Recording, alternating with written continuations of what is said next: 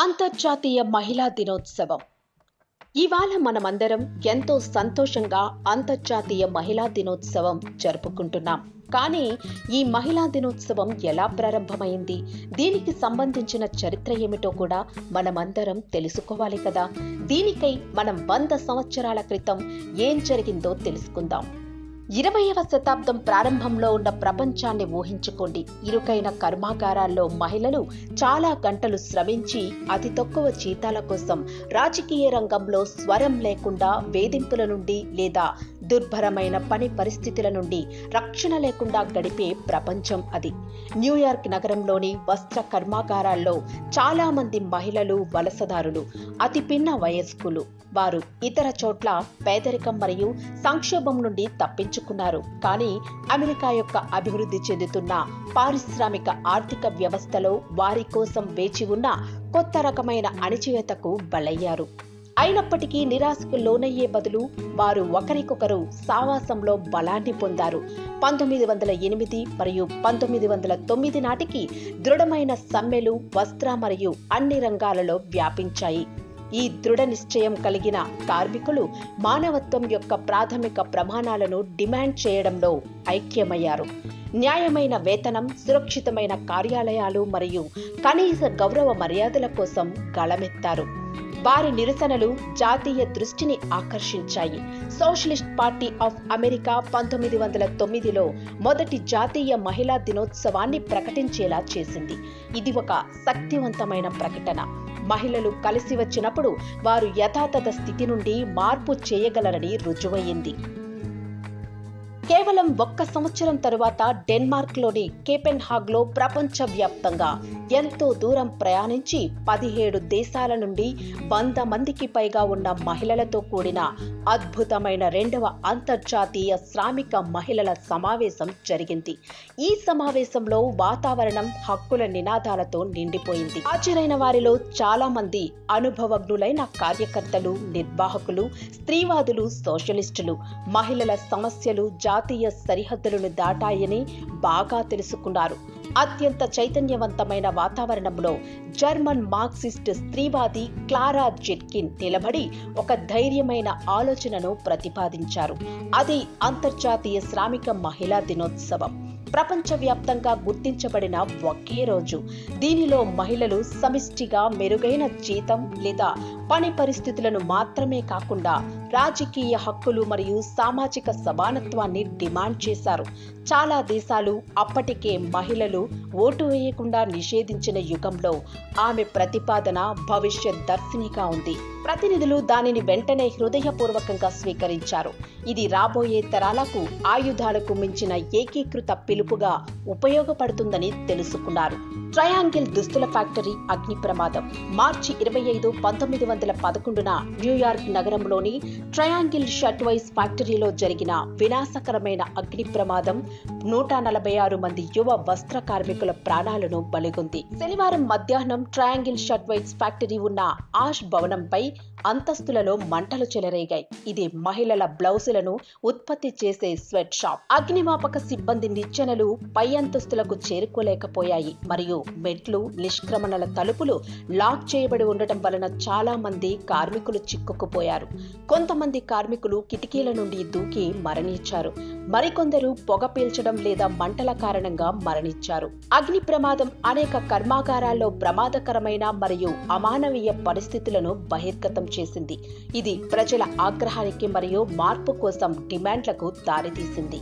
146 మంది అమ్మాయిలను బలిగొన్న ఈ ట్రయాంగిల్ షర్ట్వైజ్ ఫ్యాక్టరీ అగ్ని ప్రమాదం కార్మికుల భద్రత యొక్క ప్రాముఖ్యతను గుర్తు చేస్తుంది మరియు కార్మిక కార్యకర్తలకు మరియు న్యాయమైన పని పరిస్థితుల కోసం వాదించే వారికి కేంద్ర బిందువుగా కొనసాగుతోంది.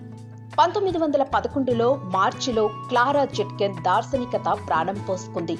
ఆస్ట్రియా, డెన్మార్క్, జర్మనీ మరియు స్విట్జర్లాండ్ అంతటా 10 లక్షలకు పైగా మహిళలు మరియు పురుషులు వీధుల్లోకి వచ్చి ఓటు హక్కు, న్యాయమైన వేతనాలు మరియు వివక్షను అంతం చేయమని పిలుపునిచ్చే బ్యానర్లను ఎగురవేశారు. వారి అరుపులు ఖండాంతరాలలో విస్తరించి ఉన్న అమెరికన్ వస్త్ర కార్మికుల గొంతులను ప్రతిధ్వనిస్తూ విస్తృతంగా ప్రతిధ్వనించాయి. చాలా మంది నిరసనకారుల అరెస్టులు లేదా ఉద్యోగాల నుండి తొలగింపుకు గురయ్యే ప్రమాదం ఉంది. అయినప్పటికీ వారి ఐక్యత మరియు సంకల్పం ప్రపంచ ఉద్యమంగా మారేదానికి ముందస్తు సూచనగా ఉన్నాయి.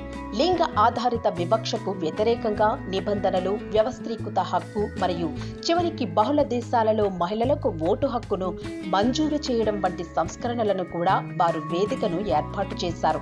ఈ ధిక్కార స్ఫూర్తి 1917లో రష్యన్ సామ్రాజ్యం నడిబొడ్డున నాటకీయ పరాకాష్ఠకు చేరుకుంది.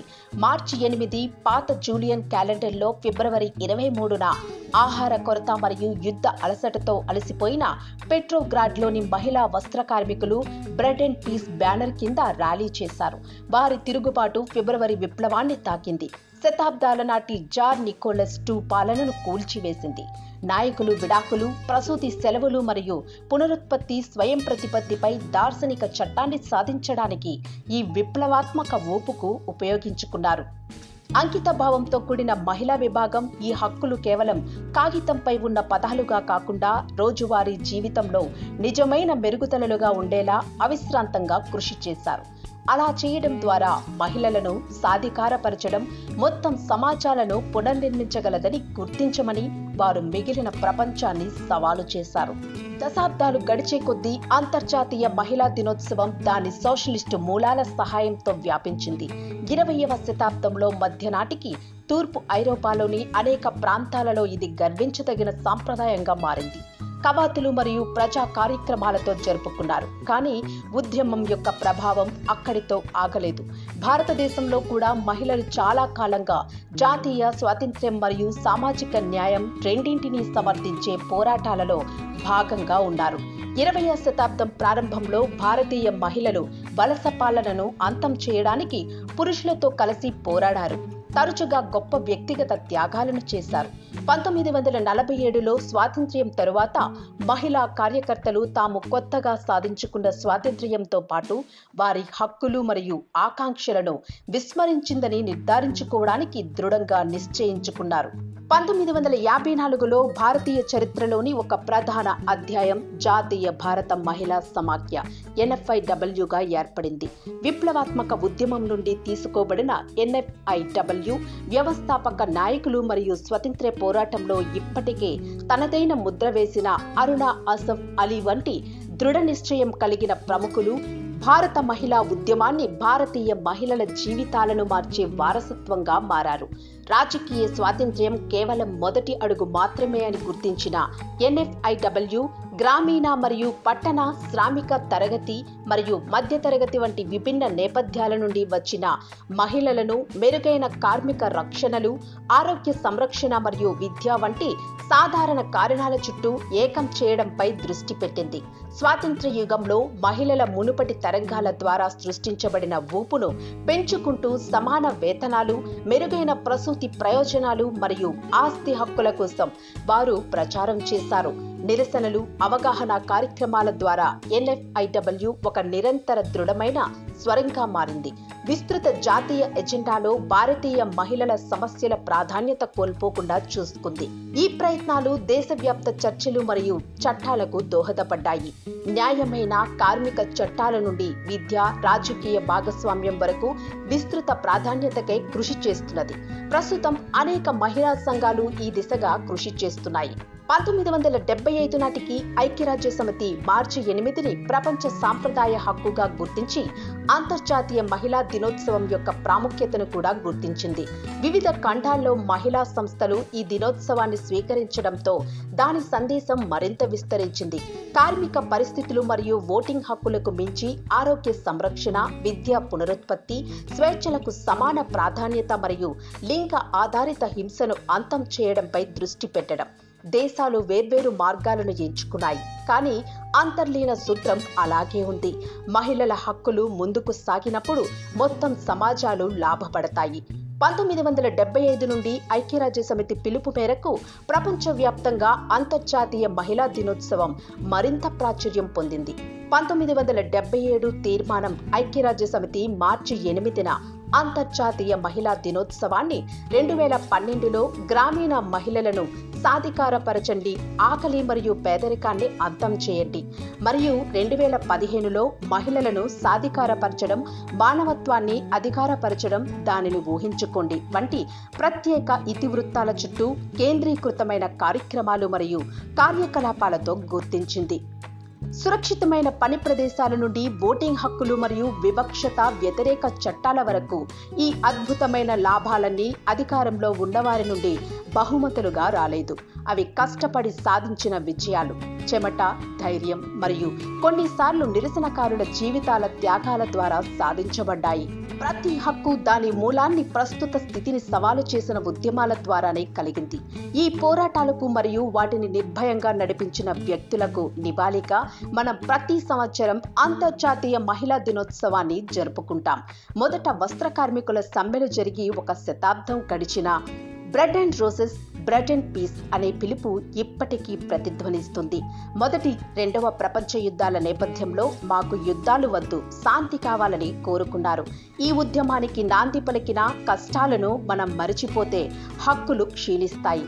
వేడుక చాలా ముఖ్యమైనది అయినప్పటికీ ఈ రోజు యొక్క సారాంశం కార్పొరేట్ ప్రకటనలు లేదా వినియోగదారుల వాదంలో కాకుండా సామూహిక నిరసనలో పాతుకుపోయింది. కాబట్టి అంతర్జాతీయ మహిళా దినోత్సవాన్ని జరుపుకోవడానికి మనం సమావేశమైనప్పుడు న్యూయార్క్ వస్త్ర కార్మికుల నుండి, ప్రపంచ విప్లవకారుల నుండి, మన దేశ స్వాతంత్ర్య సమరయోధుల నుండి, భారత మహిళా కార్యకర్తల జాతీయ సమాఖ్య వరకు ముందుకు వచ్చిన వారందరి అజేయ ధైర్యాన్ని గౌరవిద్దాం. ఐక్యత, సంఘీభావం మరియు న్యాయం కోసం నిలబడాలనే సంకల్పం రాబోయే తరాలకు ప్రపంచాన్ని పునరుద్ధరించగలవని గుర్తుంచుకుంటూ మనం ఇప్పుడు అనుభవిస్తున్న హక్కులను కాపాడుకోవడానికి మరియు విస్తరించడానికి మనందరం ప్రతిజ్ఞ చేద్దాం, పూనుకుందాం, అవిరళ కృషి చేద్దాం. ఇప్పటి మన బాధ్యత ఆచరణను వేగవంతం చేద్దాం. Accelerate the action.